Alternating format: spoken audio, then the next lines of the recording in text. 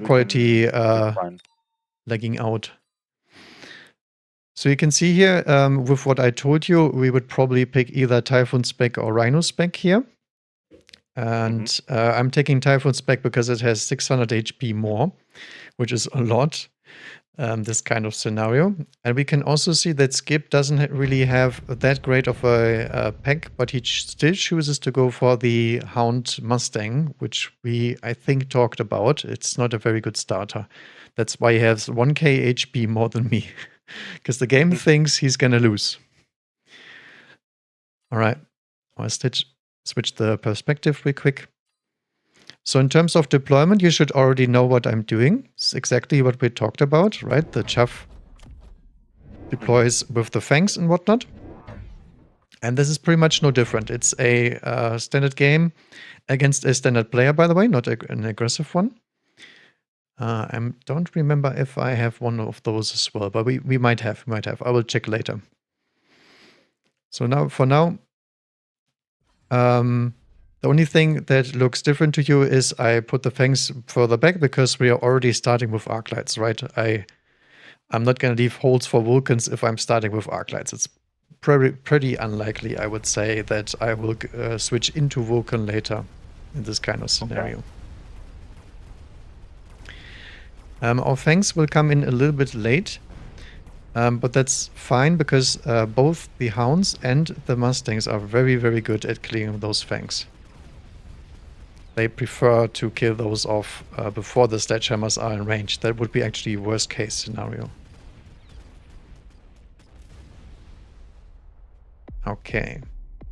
Anytime you have questions, just shoot, right? I will try to explain stuff here as we go, but if you get some different ones, always tell. Okay. So in a normal standard game, none of these cards are okay, except the Assault Scorpion. Have you seen the Siege Scorpion in action, by any chance? Yeah. That's exactly where we would pick Assault Scorpion for. Assault Scorpion, in general speaking, is a bad card, but it decreases attack interval by 1.5 seconds. That is something really, really powerful.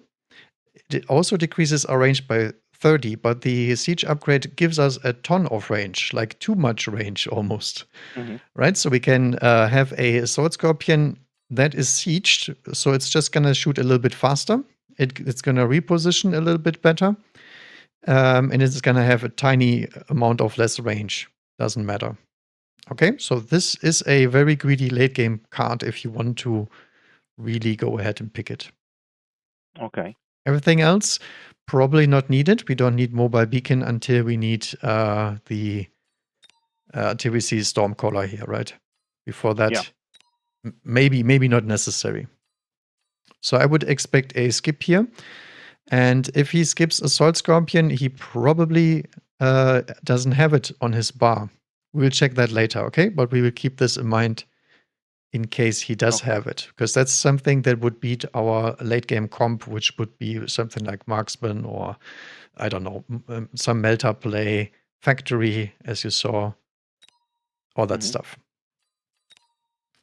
See what happens. We both skip, as we should. I do run the Siege Scorpion, by the way, but I didn't think I would play it this game. Okay, and that was what I was about to ask. Yes, I could have picked it for sure, but as you can see here, I have 100 floating. As we said, that is not important, but next turn, we can also already predict, as you can see here, the supplies. We should have plus 600 the very next round.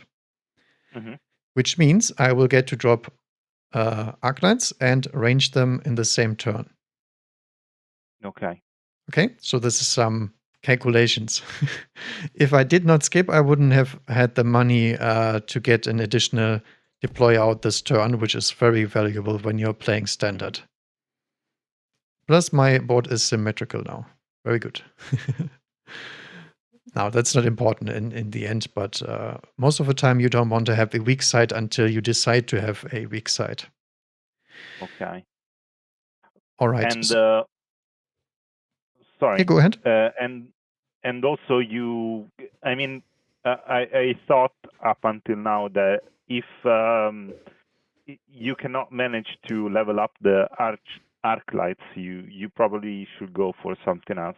But you proved me wrong, because right now you know that you want to commit into this unit, and either way, even if you're not leveling them right now because they don't have enough experience, you're just thinking about buying more if that's the case and they cannot level up.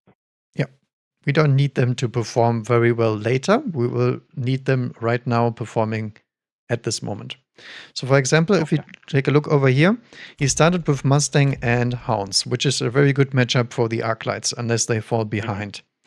We trying to range them so they will never fall behind, and Arclights can feast on Mustangs because the Mustangs will feed them more XP than the Crawlers or the Hounds would, since they are 200 cost unit that still dies very, very easily to Arclight.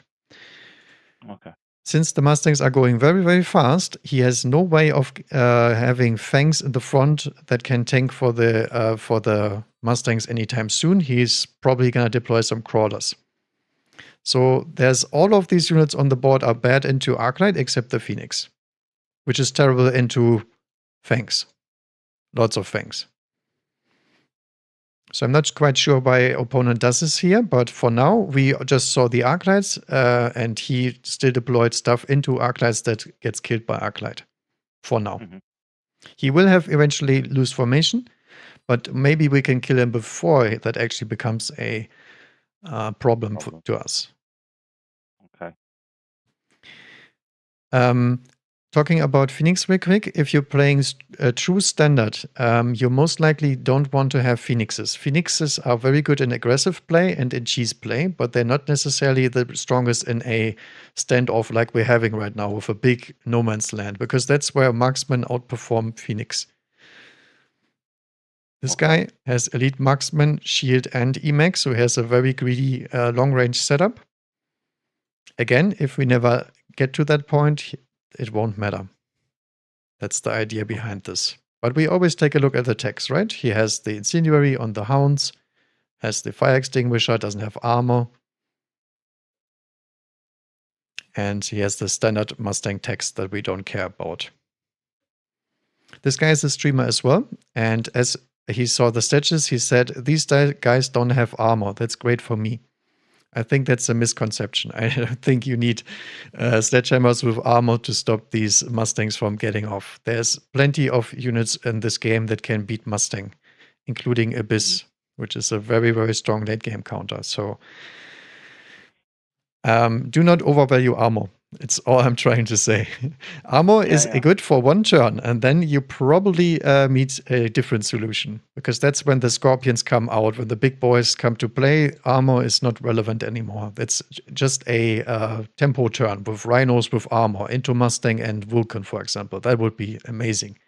But the very turn after, he is probably going to have something against the Rhinos.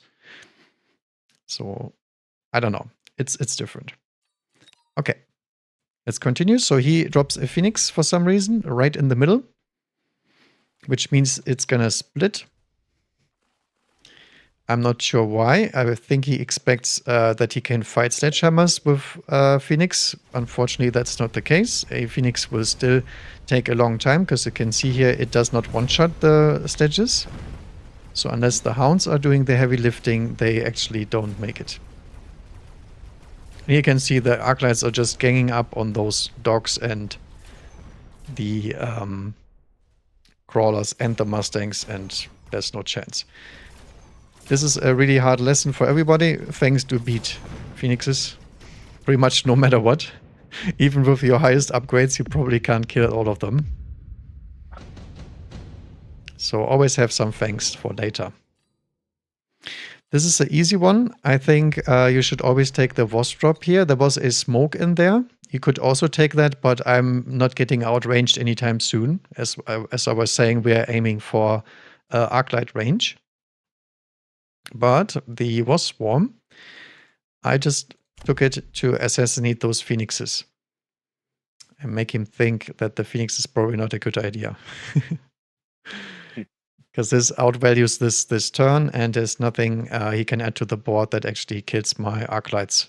And the Arclights are beating everything else for now.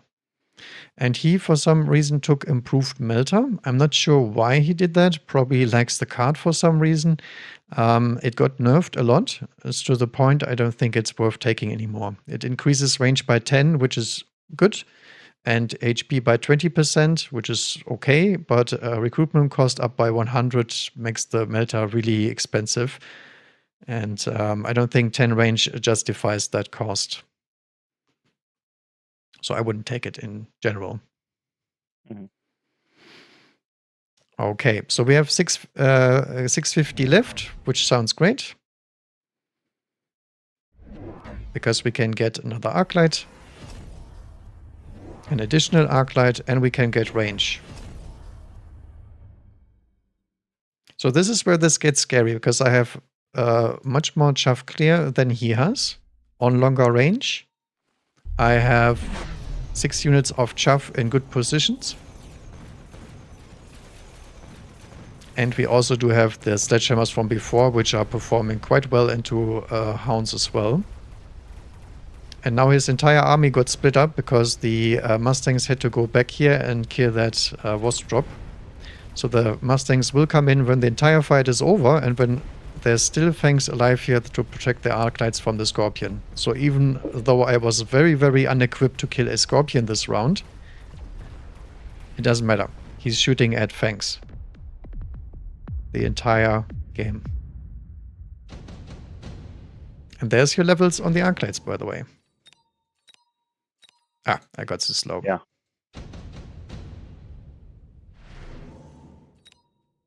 Oh yeah, the choices I want to show you usually. I just click too slow. Okay.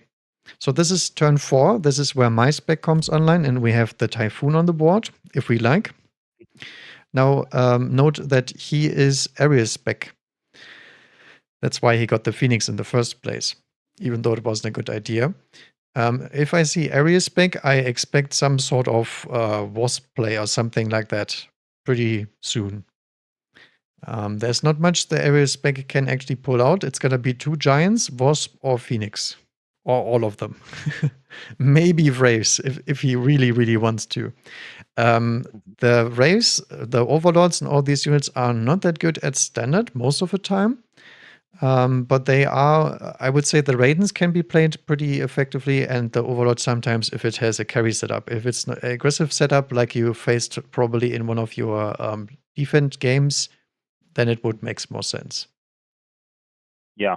In that aggressive scenario, he used the Overlords and he couldn't. It's very hard to stop. Don't worry about it. Overlords are very powerful units. Again, I will try to show you the grid later. Because it makes sense when you see the top row of counter units, it's a lot of Overlords. More Overlords than actually Melter. Because it has a multi-target attack that splashes and also shoots multiple missiles. That is very, very powerful in a unit that can also fly and get a 50% loading decrease, which is pretty bonkers if you ask me. Okay, let's take a look at the unit. Void Eyes got broken apparently. I clicked too fast. That's why that was happening. So, long story short, all of these units are not very good in standard because they're all short-ranged. Including the Tarantula, by the way, which is a very good unit, don't get me wrong, but it's not the best in a defense setup. It's a good in an aggressive setup. So, what would you take here? That would be an interesting question, because this is the board state. We have some chaff. We have chaff clear, lots of chaff clear, actually. Like all of our units are chaff clear. And he currently has some medium-sized chaff, some normal chaff, and some Mustangs. So a very squishy comp with a Phoenix and the Scorpion now added in. So what would you prefer in terms of units here? Nothing, but True. What's the least worse? Least bad? I have no clue. I'd say either Fire Badger or Wraith, but mostly because with Fire Badger I can try to see if I can clear Chaff, since I don't have anything. I meant as I would be against you, trying to counter you, or the problem here is that he doesn't have any Chaff clear. So Fire Badger, and I would try to protect them as much as possible, or Wraith and do the same thing basically. But the Wraith is level 1. I wouldn't get that much worth in terms of money. It's true. The Wraith has one upside that I just mentioned. He is area spec, so there might be Wasp coming. And this will delay the Wasp from coming onto the board, even if we sell out of the race. Same with the Typhoon, right? The Typhoon also is a good anti-Wasp drop. Just don't drop Wasp by me. That's what that says. Generally speaking, you can beat both of these units with Wasp, actually, but it's later in the game. It's not right now. I agree on the Fire Badger. There might be Fire Badgers here in my corners. I could also drop it here, but I didn't feel like doing that because we're already having Chaff clear. We don't have any issues clearing it. And he also unlocked the Scorpion already, which is probably not a good idea because over here, a Scorpion could kill the Badgers no matter what.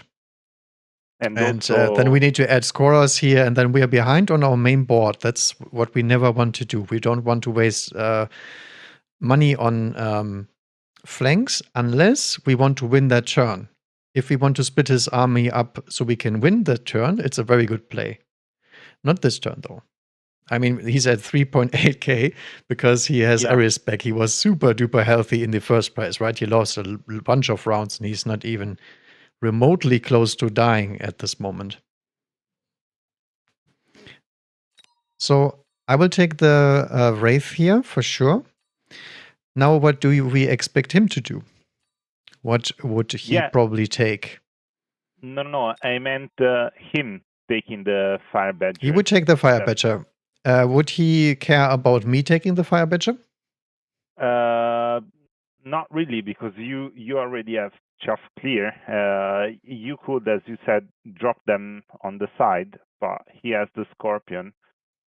So I don't really think it's useful.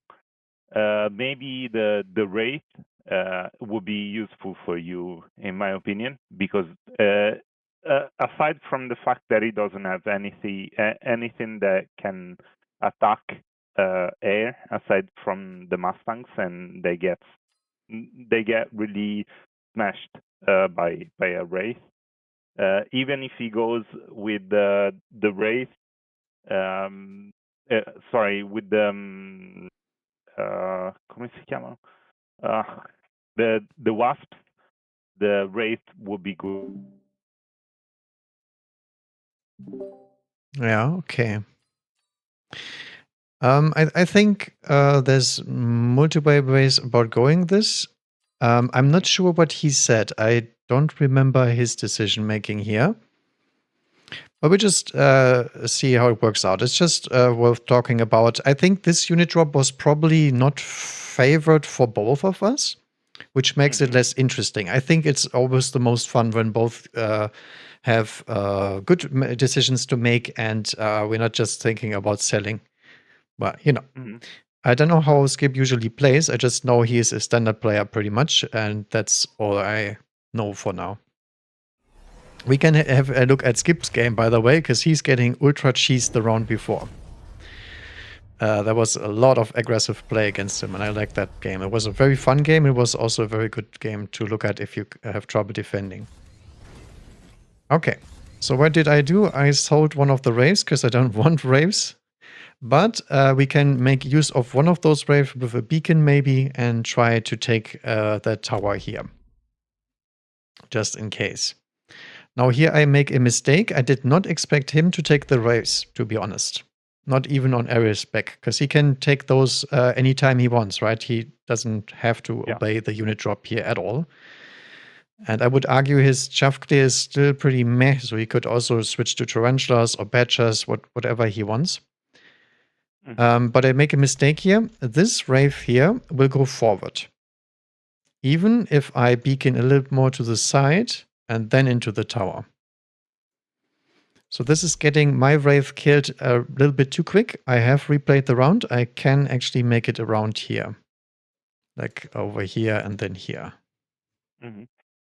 So this is a mistake, and this is also not something you need to do. You could also drop the wraith just back here, right? Try to kill some badgers in case they show up, and if not, we sell them next turn. That's the idea here. Now on his side, range on the Mustangs, because he's getting his ass beaten by Arclights. And since all of our Arclights pretty much are performing very well, I will also level them this turn. Makes sense, right? Because they perform way better with the damage they have now against the Hounds. They can two-shot them. And that means they are more valuable. All right. Why are you not going to level up the sledgers? Sledgehammers. I will actually do that, but not for now, I think. There we go. It just wasn't the round, it was ready. But you're correct. I like that. You called it out and it happened. That's always important. So good job. Yes, I will take them. This is not a board that kills sledgehammers not easy, except the Scorpion does, right? 7k HP. Yeah. 10k base. But you could see the Scorpion was not shooting at the sledges so much. So let's have an eye on this, okay? We'll see if those sledges will get blown up by the Scorpion, because the Mustangs, the Hounds, and even the Wraith and the Phoenixes do not kill sledges in time. They will die to that. So here I'm oiling because it's round 4, and I want this oil to be available on the late game again. And things like Scorpions do not like getting oiled because they take too long to get into range. I mean, I don't have anything on this board that beats Scorpion other than having a long range on the Arclights. So this one getting stuck is nice. And also, if he takes the air units will show up here first. So we actually get some shots into those with either Typhoon or the Fangs, depending what comes. There might be Wasp coming for all we know.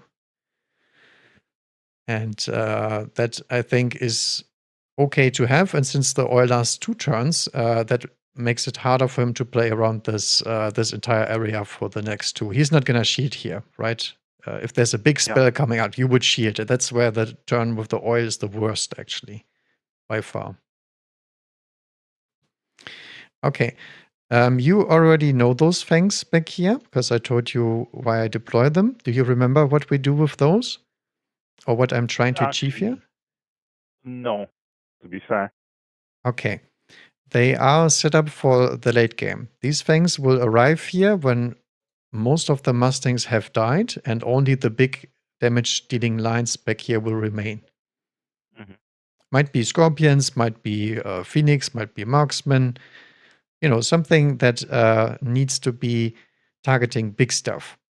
And these guys will come in right then and there. If there's nothing left on this board except those Fangs, I have a problem. Then they are too late. But we will also see how far do these get up. Do they get involved into the fight, or do they just get wasted? Because that would be obviously bad for us. They're also inside the tower, so he can't pull them. With the fire badger thingy we were talking about. Yeah. That would be very bad. So if there is a fire badger here, I have more than enough time until those Fangs make their way over here, since they're super slow. So won't really affect us in any way. This, if you see this and your enemy is doing it, you can expect some sort of gun line. He's gonna try to outrange and outvalue you in the late game, pretty much. Okay. So this would be a good addition to say that this might be the case. If he has a setup like this with some crawlers, I mean, you can't tell, right? This looks normal. There's nothing you can take off this except he doesn't want Fangs. And if somebody doesn't deploy fangs, I'm pretty sure he's gonna go pretty fast. That's the only assumption I will make. If not, and this is the great part, he will probably lose the late game to me anyway. So we're not gonna play around not losing. We are playing around winning. Not losing is only viable when you are in a defensive position and your enemy is playing aggressive. Then you can play for not lose because you will win eventually. Okay. But in this situation, we don't play around that. All right. Any questions up to this point? Because I think we have everything deployed here. Yeah, he's investing into a second Scorpion, which I find very questionable, by the way. You do not overreact to those sledgehammers. That's not usually a good idea. Oil placement wasn't that good, but as you can see, I will still hit all the units. It's fine. Doesn't really matter. My Typhoon positioning was a little bit too far forward, because the Typhoon has 9 movement speed. It's gonna outrun the Fangs, and one of my Typhoons got assassinated. About the Wraith we already talked. He was too close to the sun, and he got killed by the other Wraith. My opponent, by the way, was very surprised that this Wraith was going forward instead of going to the side straight away. That's just because the Wraith doesn't have a very long range, and he was gonna target right here the Fang in front. Unless something walks into his range, he's not gonna take a different position. Okay, so we skip forward here. The Wraith will kill all of this, no problem. Because the Typhoon doesn't have the DPS to take him down. So I'm gonna take a little bit of damage, but it's fine, really. Because we know what he picked now. And that Wraith got a level up from last round, so he killed pretty much all the units. Did you pay attention to what happened to the sledges last turn? Yeah, they didn't do much, if I'm not mistaken. So this upgrade is strong early, but maybe not into Scorpion. Should have probably skipped out. I think that would be totally fine. If a enhancement module drops, we could actually make money off those sledges. It would be another reason not to upgrade them. Okay. Yeah, Wraith same, right? It died pretty much instantaneously. I mean, it cleared some chaff. It's not useless as per se, but it's fine. I have a forward crawler here. It looks like there's not another end here, but those units are at the very back, right? It's just a spectating thing. They are at the very, very back in the middle. Just here to take that Phoenix aggro. But yeah, this Typhoon could have been probably here, I would say. Yeah. So I rarely play Typhoons, by the way. That's why this is happening. Because I never used that unit. It's not very good in standard at all, I think. And that's why I don't use it. It's very, very good in aggressive matchups. If it was sitting here with my Wraith. Mm-hmm. Not necessarily, by the way, because Typhoons and Wraith have the same profile. But generally speaking, I would say it's the case. Okay. What do we get? Oh yeah, this is a great round for you to learn. What would you pick? From your side? From both sides. What would you think is the most value on that board? To paraphrase, I still have the chaff clear. I still don't have any DPS, and he has a very mixed board, let's say, for now. Because I can already tell you what kind of player Skip is, and I will also tell you that I predicted what he was gonna pick. And that was one of the reasons he will probably lose this game. Okay, what is nobody is gonna pick? That's the first question. I think Shield Drop and the Elite Crawler. I'm just undecided if he's going to pick Ion Blast or the range, but I think Ion Blast, because he would put that in front of your arc lights. Yeah, he could do that. It's a very powerful spell. Although very expensive, I have to say, but it's expensive for a reason in this case. So you think Iron Blast would be good here, killing like a line of arc lights and then the sledges, maybe? Yeah, maybe he could commit one side doing that. Like he blast and then he tried to push us. Yeah. Could do that probably on this side, right? This would be the preferred iron, I would say. Since he's slowed here with oil, he can't profit off that in any case. And he has the level 2 Wraith. If he upgrades that on the same side here, I think that's his stronger side. Yeah, that's what I would do. And you, on the other hand, I think maybe the enhanced range.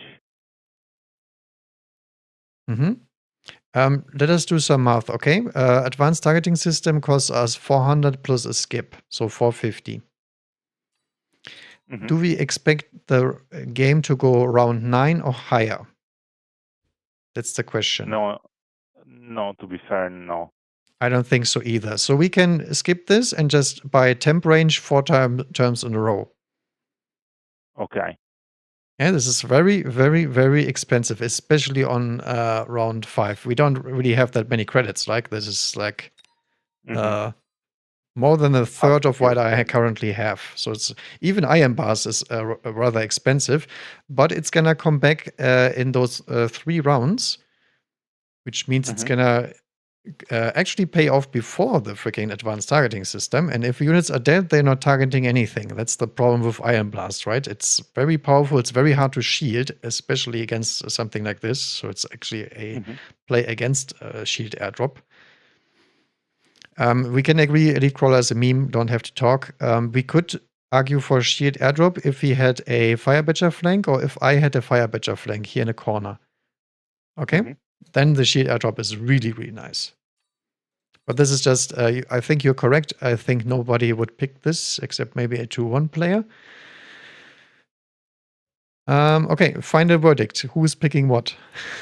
If it's between those 4 here. Well, from what you said, then you would probably skip and he is going for the Iron Blast. I don't think that's how you argue, but okay. Now, Skip is an extremely greedy player. He's a standard player, so he will pick the advanced targeting system, which is a big mistake. He's losing a ton of tempo here. And I take the Iron Beam because we have a great target. We have the level 2 Wraith, and with a Scorpion going at the same direction, this Fang, and also some Mustangs and some random stuff he would probably take. So that's an easy hit. I cannot even miss that. Could have also dropped it here, because the units would get slowed. Here I missed my beacon. No, I was trying to split up the Typhoons, but I did not do it properly. Yeah. And that's... so basically when... Yeah, no, sorry. That's the reason why we took the iron, right? This side is absolutely over. And it's just far enough, by the way, so we don't hit the sledges. That's the hard part. Not killing your own units with that kind of placement. We also did what I told you not to do. We pressed the elite recruitment button because the only thing I was lacking was DPS. And marksman, as you can see, my marksman setup is extremely greedy. It's gonna beat everything late game, even Wasp.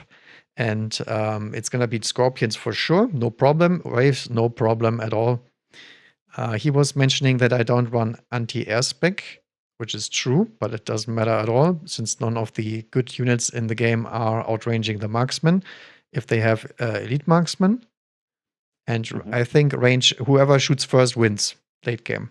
It's not a matter of who outscales who anymore. So the range thing he took is very valuable. I'm just gonna question if his comp is gonna make use of that. I just forgot to mention since I bought those the very last turn. Yeah, Typhoon is gonna die. As you can see here, that's a lot of damage for round 5, by the way. So he lost half of his HP by me doing pretty much nothing. I have nothing committed to the board that isn't exactly in the position where I wanted. We sold the guys that were useless, aka the Wraiths. He stuck with the Wraiths, so now he has a bad javelin unit into a long-range firefight. And that is how you get baited by Bear-like in playing stuff that you really, really don't want to like to play. You should make use of the drops like I did here, but that doesn't mean you need to force them and you drop units that you usually wouldn't play, in my opinion. Okay.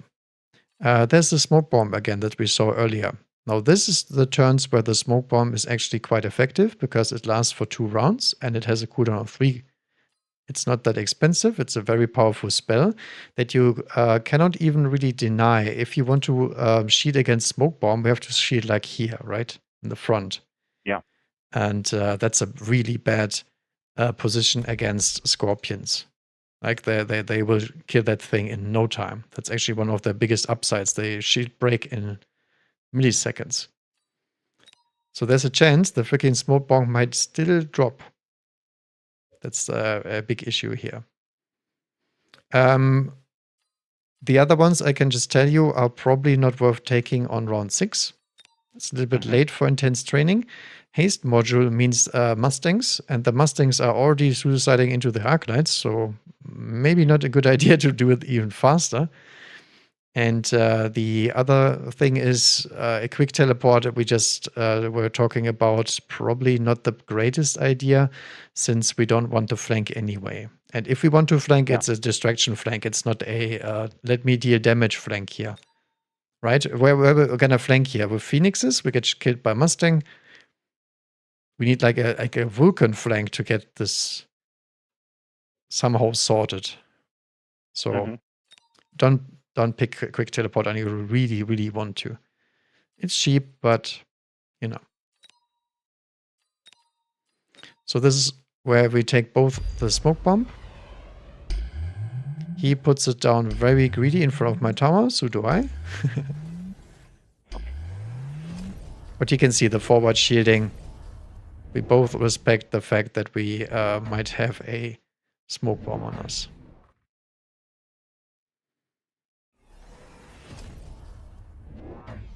Okay, I recruit another batch of 3 elite marksmen.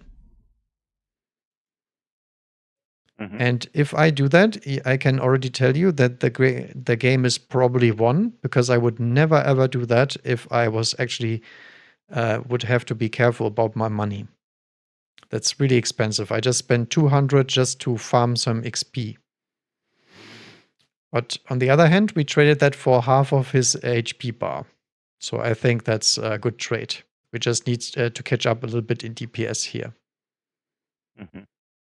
And look at that. There is the wasp, right? That we were waiting for. Successfully was delayed by the Wraith that turn. Then by the Typhoon. And now we should have put the Typhoon probably to the side, like over here, to prevent the wasp from coming in. Because he knows that the Typhoon is probably not going to target the wasp anytime soon. And he also sold out of the Phoenix. So that Typhoon is now not in a good position. However, we bought that beacon, right? We might as well make use of it. So we could beacon the Typhoon to a side here and make it useful again. Now, of course, I don't know he has wasp yet, but you should keep this in mind. This is a redeploy tool. Right? The redeploy button people oftentimes use, but the beacon, for some reason, they don't, even though they sometimes do the same thing, pretty much. Just that the redeploy is more reliable, I would say. Okay, so we have Operation Gunline on the way. If I was playing from Skip's perspective, I could have smelled that from a mile away. Because I'm deploying units that are damage dealers and bad into marksmen. And he has this pesky fang line here. However, I can tell you, Skip did not figure this out until it was too late. Round 7, round 8. And that's bad. Because so round 7, round 8, you're not winning any games anymore. Unless the enemy is making a big-ass mistake. And I do not make that many mistakes if I'm in this kind of position. I do tend to make mistakes when I'm under pressure, right? Like the aggressive play you were talking about. That's where you fold sometimes. Happens to everybody. I haven't played any games on this account, like, I would say about a week before, and this was my first few games, and it still worked out quite nicely. But I didn't have to decide very, very fast. I could see the board, I could see the game state. I wasn't afraid of anything in particular happening here. Okay. Another Scorpion, by the way, in the middle. Something else to talk about. Marksman positioning, this is a mistake.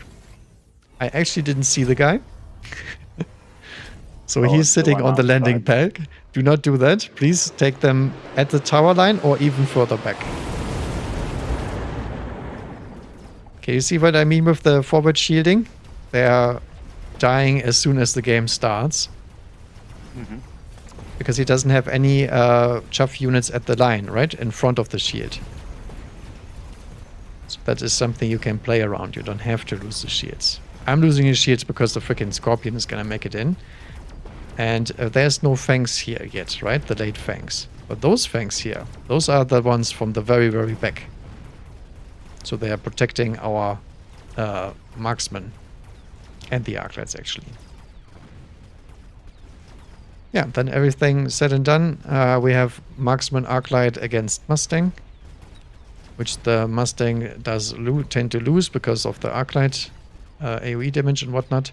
And also because the arclight can outrange them by a mile if it gets levels. So I win this one.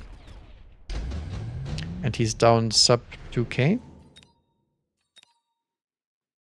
That's another one of the interesting ones.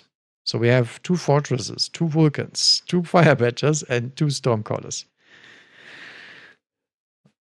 Lots of units. All right, so what are you going to predict? Who's going to take what? Well, if I would be him, it's a tough choice. Probably Vulcan, and try to spec them into the incendiary bombs. Okay. To try to take out the arclights and marksmen. I agree with the first part, not with the second part. If you take incendiary bomb here, it's most of the time to get rid of those fangs. Right? We don't want the fangs to arrive late. We want the fangs to be burned as soon as the first wave is gone, pretty much. Yeah, no, that's what I meant. Like, as soon as you drop the bombs, there is no chance that it's going to come anymore, because as soon as they come, they could be a play into the fire. Does get shut down by marksmen, by the way, if I block the first wave and the marksmen get those Vulcans down. But it's not for now. Probably later on.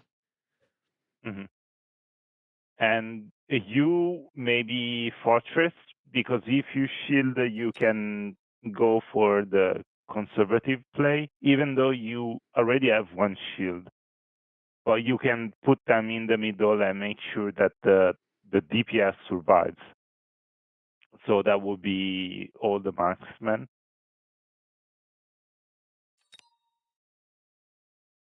Even if the Scorpion deals a lot of damage, either that or the Stormcaller. Because he doesn't expect a Stormcaller, so he would be totally unprepared, and the Scorpion would go away pretty fast. Yeah. All of these 3 units on the right here are in the top bracket on my list against Fangs and Chuff in general. All of them. Vulcan is probably top, that's true. Closely followed by probably Stormcaller and then Fire Badger. Firebadger lowest because it has the lowest range in general. Stormcaller would have the incendiary upgrade, right? If he runs that. Now we can see he runs high explosive for some reason, but technically speaking, incendiary would also set fire to the fangs. I mean, it works quite fine.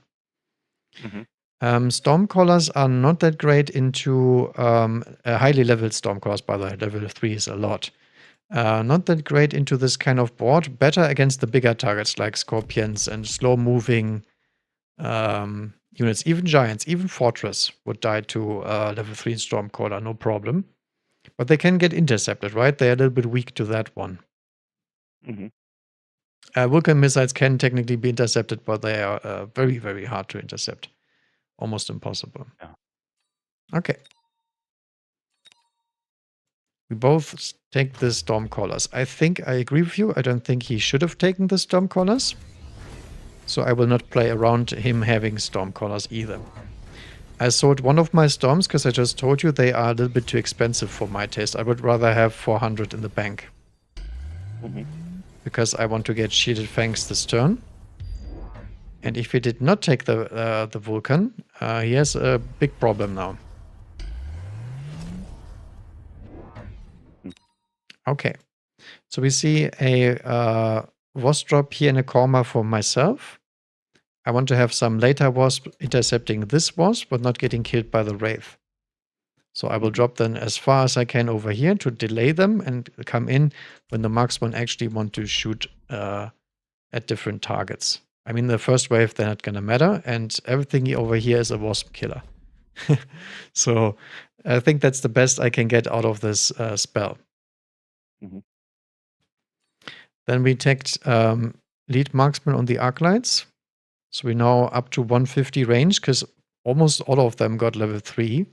I think all of them actually got level 3 because we are feeding on big Mustangs. As long as you stay ahead of the Mustangs, you will always kill them. Like this. If the Mustangs get a little bit ahead, you might get 2 shots on them to kill them. That's where the Arclights actually start losing the matchup.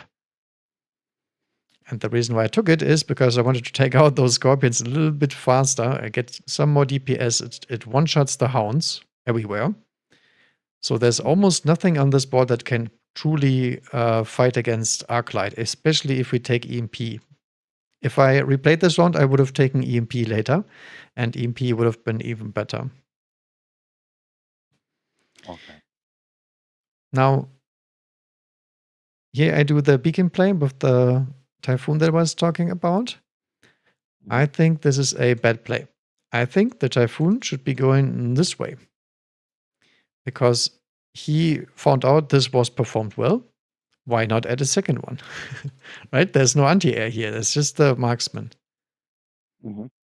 So Typhoon over here, or the Wasp drop on the other side. Right? This defends 1, this defends 2. So we could have played around that. That was a mistake. Didn't matter in the end, but we should always learn. No matter if we're winning or not, doesn't really make this a less of a mistake. And our opponent is playing Hot Dogs. Right? Hot Dogs, also a source of fire damage, if you'd like. However, just know Incendiary Bomb on the dogs is an incredibly weak missile. Very, very weak to missile interceptor. Okay. Any kind of missile interceptor, actually. Even the bad ones in the game will lose to that. Also, he is walking towards me, not the other way around. So if I deploy our front chaff, as we were talking, it will counter both the Stormcaller and the Incendiary Hounds, and he will also run into his own fire. So that's a play I did not play around because it doesn't make any sense in my head, especially not in this combination. This is very, very, very risky play. Okay, if you know the answer, this loses to everything. If your opponent is bad, you might win. Maybe. And that's a 300 cost upgrade now because it got nerfed. Okay. Any questions? to this No, kind of board no. state. Makes sense for now, No. right? Yeah, yeah. Okay. More fangs. More shields. Because we're expecting fire play, right? We have to shield at least one of the sides.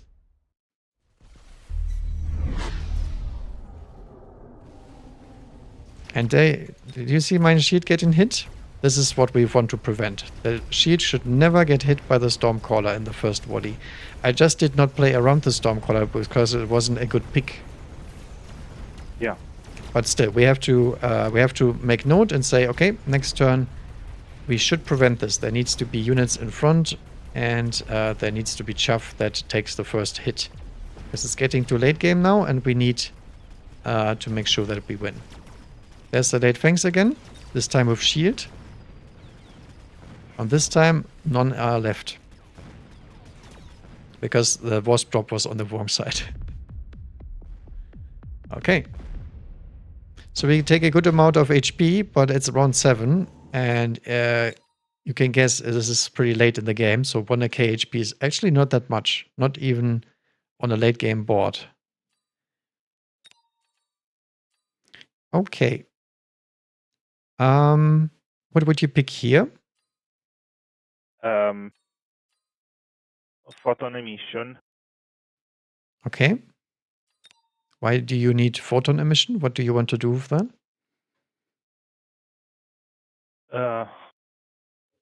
Sorry.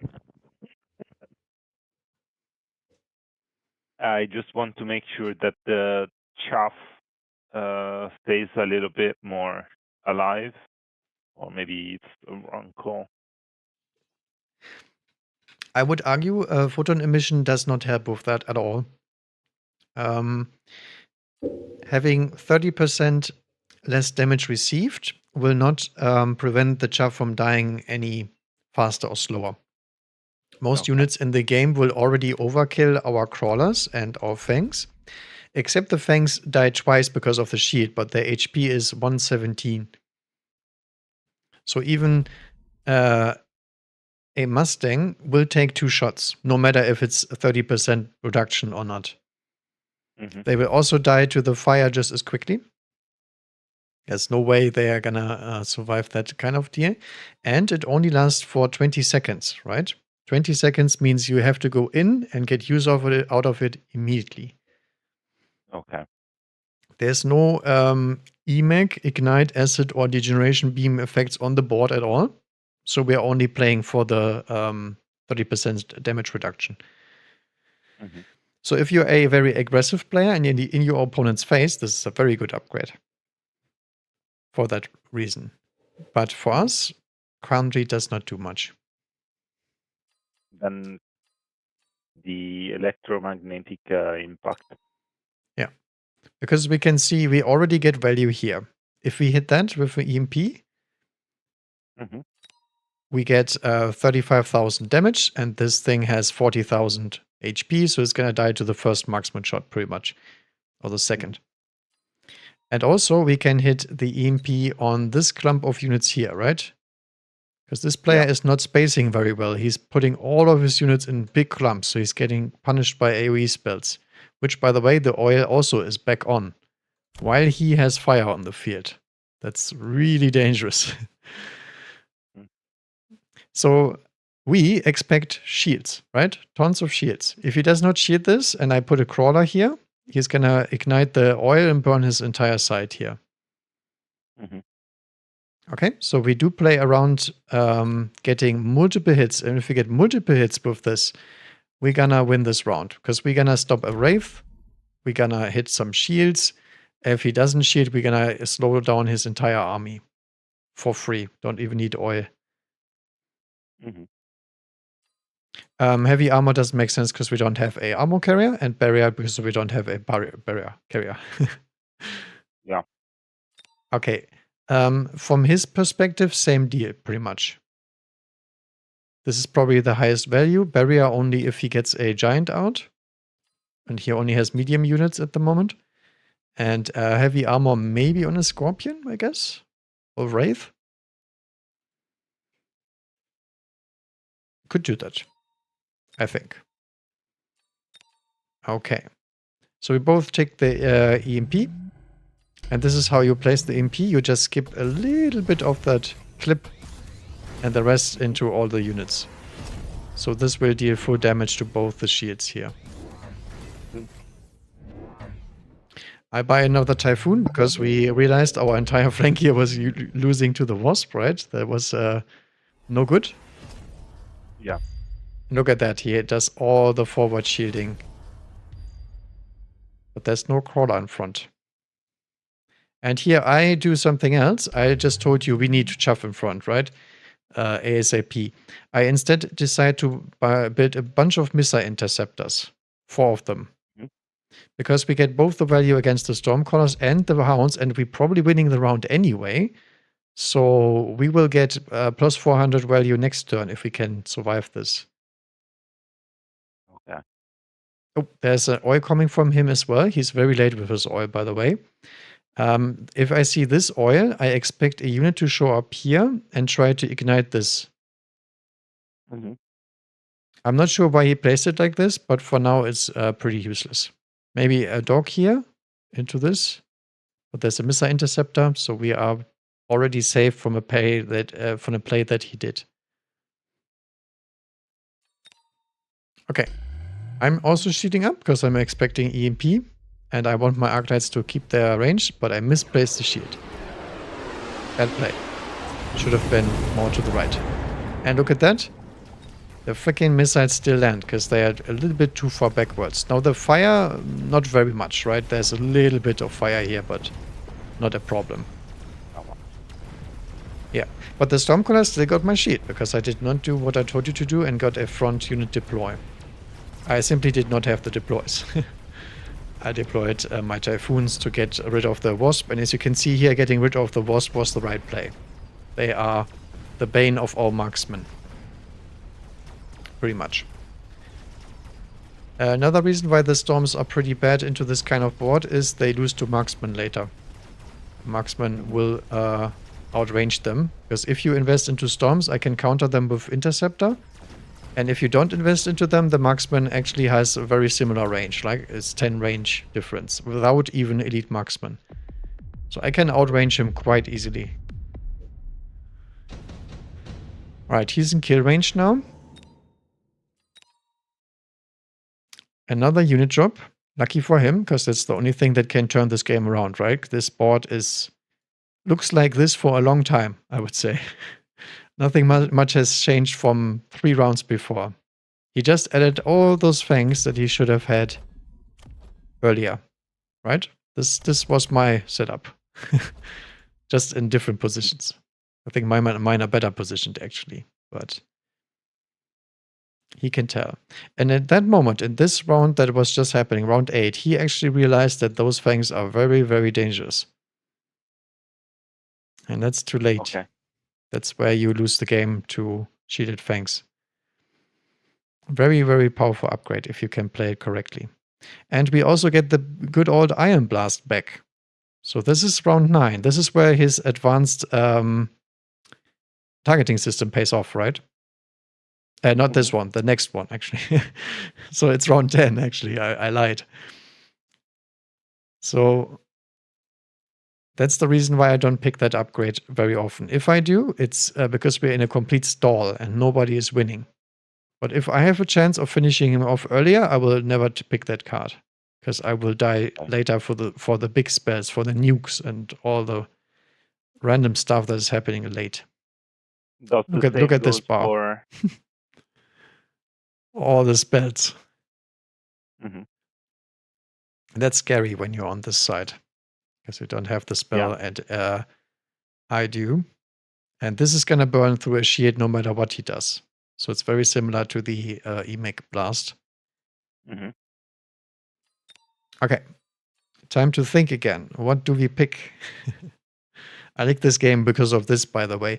Because I can tell you right now, none of the unit drops were actually unit drops I usually use. Like none of them. So this is a strategy versus strategy and starting pack versus starting pack game, which is actually quite, I would say, uncommon. Usually somebody has to pivot from his strategy because he gets a great drop and he's like, yeah, I can turn this around and whatnot, right? Okay, so what do we do? Because this is a very hard round. I replayed this many times. And there is one outcome where I lose and everything else I win. So you can't really pick wrong here because our board is too good. That's the main reason. I do not run Missile Interceptor, by the way. This card is lying. Oh, okay.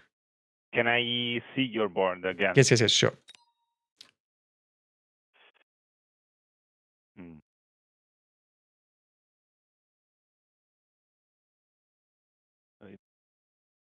Rhino, Tarantula, War Factory, and the last one is Raiden. Big Raiden, big factory, both very expensive, and some cheap rhinos and a lot of tarantulas. That's the choices we have.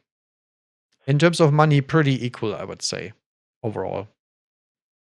Well, I'm undecided between the War Factory and the Raiden. Because I think that the War Factory could really deal a blow to you, even though I'm not very familiar with the unit because I don't pick it very often. But every time that I had this kind of board, I mean, medium to low units, everything exploded as soon as they picked the War Factory. Yep. It's true, he replayed the round for himself, and the only out he had was actually 2 War Factories. This one and a blue one, right on the line into the tower. That's the only thing that won. And you can probably guess that is not going to last for more than one turn. Yeah. That's a play you can do to delay death, but it's not a game-winning play by any means. I mean, I'm so freaking healthy that he wins with about, I think, 1k damage again, and that's it. So it's absolutely true. We can also win with War Factory. I already tried this. Would you say it's gonna be the biggest line, or would you say probably Rhino or Raiden or Tarantula are better picks? We could win more because this is all this is. We are trying to win harder in case something goes wrong and we are mistaken. So for you, I pick the Raiden because if he goes into something that it's heavy, like for instance the War Factory, the Raiden can actually help. What can the Raiden do against the War Factory? With the HP attack. With the iron, yeah. I agree, but this Raiden is level 3. That's gonna be very, very expensive iron because it's gonna lose the majority of his damage, right? The level 1 Raiden would probably deal just as much damage. More effective. But it's true. If you run that upgrade, it can be a very good answer to War Factory. Actually, even to 2 War Factories. So if you did this play, you would be absolutely right. I would be dropping a Raiden, take the Ignite on the Fangs, and if he doesn't have Photon Coating, he dies instantly. If he does, he's then gonna die a little bit later. EMP on the Arc Light's also a possibility. So could be a play. Very bad into his board state though, right? There's Mustangs and Wraith and Wasp. So not really what the Raiden wants to fight. The Raiden is okay into the Wraith, don't get me wrong. But if it has DGM Beam and some other stuff coming with it, it's not gonna win. Okay, so this is just a answer to War Factory in case you think that is your losing play. So I would agree, you can pick that.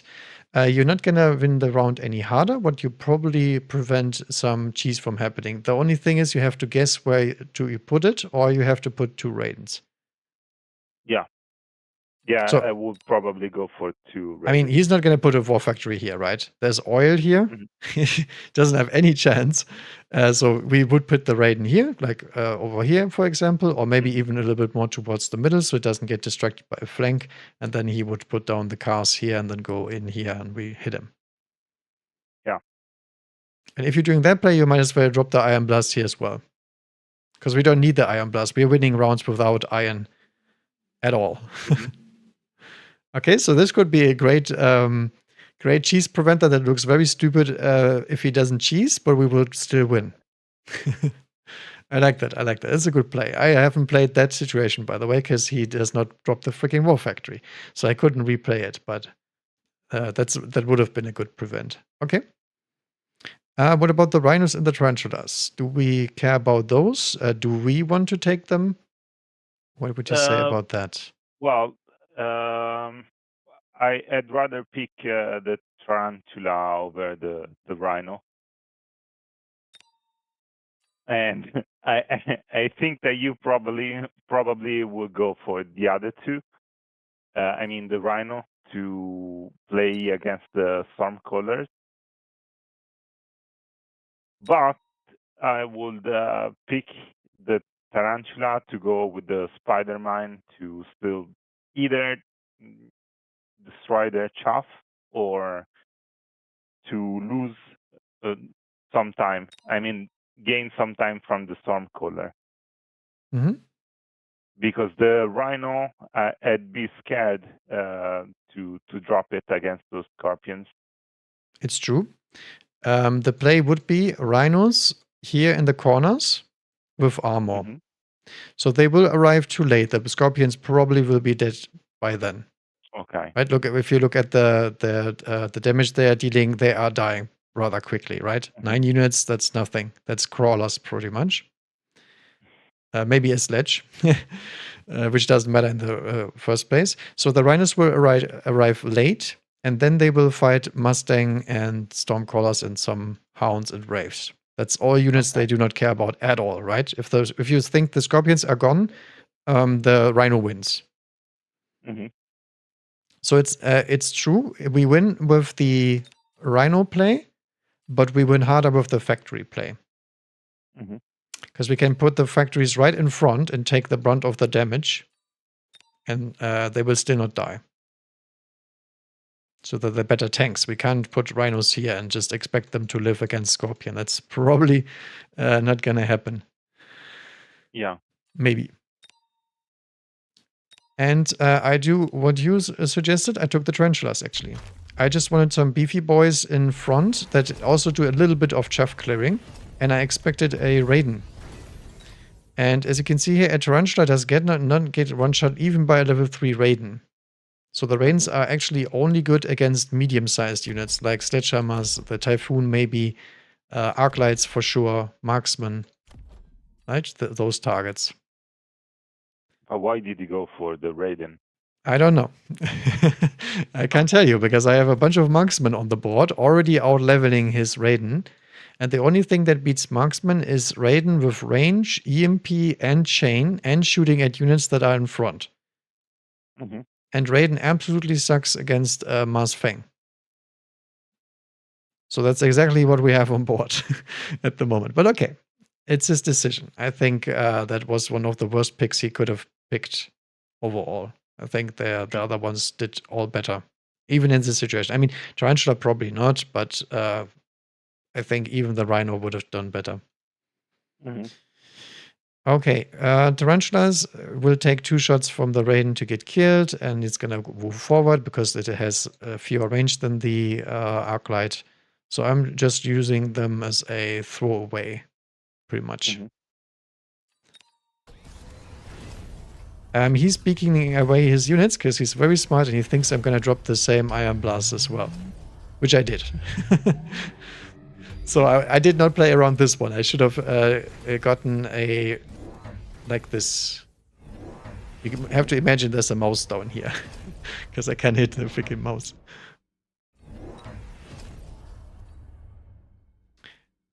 So he drops a bunch of Raidens in the back here.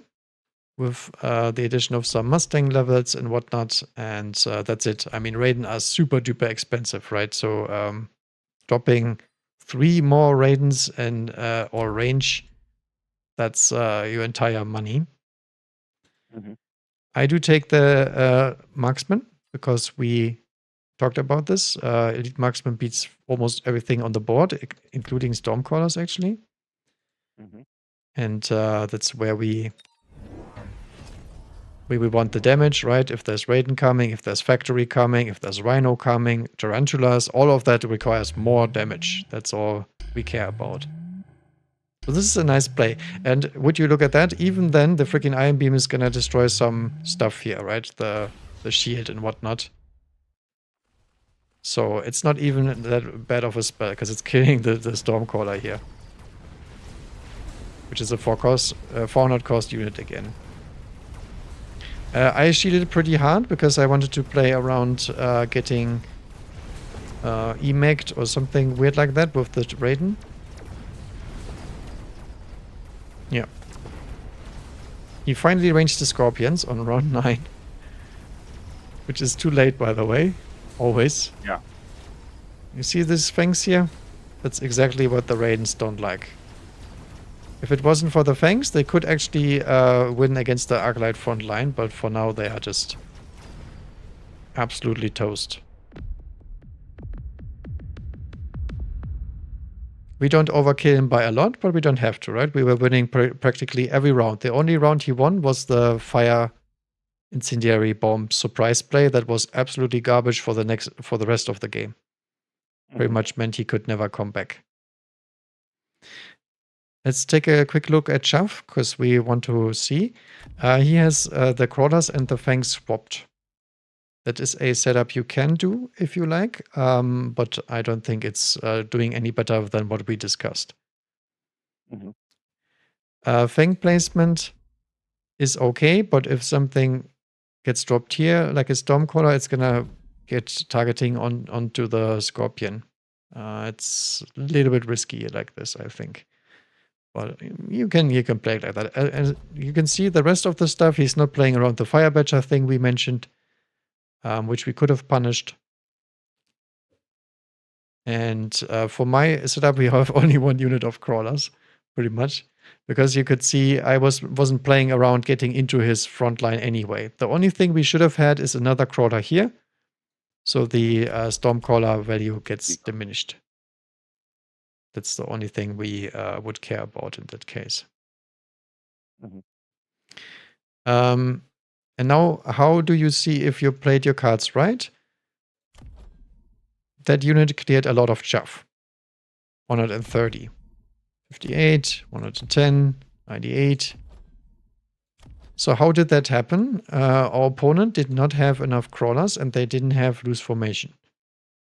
That would have helped a ton against the Arclight clear.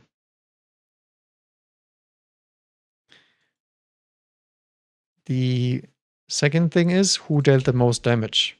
This guy, by far. And remember, this is a round. Where did I put them? I think it was round 5, level 2 elite recruit. So he didn't have that much time to stay, and he killed 26 units this entire game, but still got the most damage. That's exactly when you see you have enough chaff clear, you're getting to the target that you're trying to kill, and you're doing that every turn. That's how this unit can perform. This is the only way this unit can perform. Doesn't really do anything in other situations, but the Phoenix couldn't do better. But this, the Phoenix can't do. The Phoenix would run in here and die because it's too fast, right?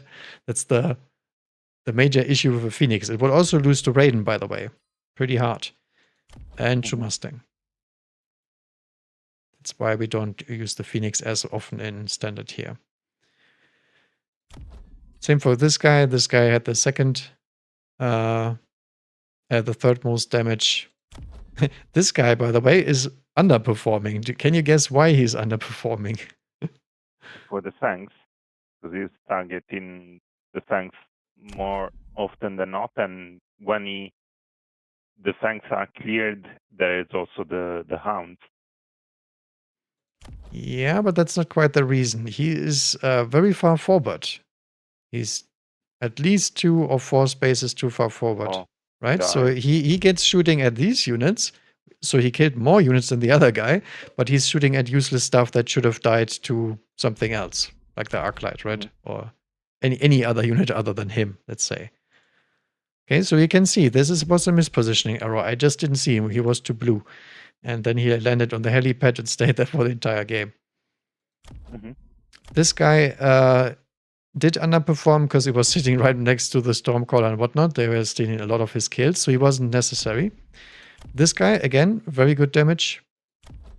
And this guy was doing okay the last turn. But the majority of the damage was into those Scorpions and the big Wraith, right? Those were feeding on the Wraith here. That's why they have so much damage. But we can see all of the marksmen did something. Nobody had a humongous high kill count where they're shooting crawlers all day. And they did their carry roll.